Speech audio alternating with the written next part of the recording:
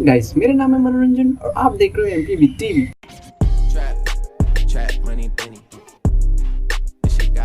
तो स्वागत है हमारे नई वीडियो पे।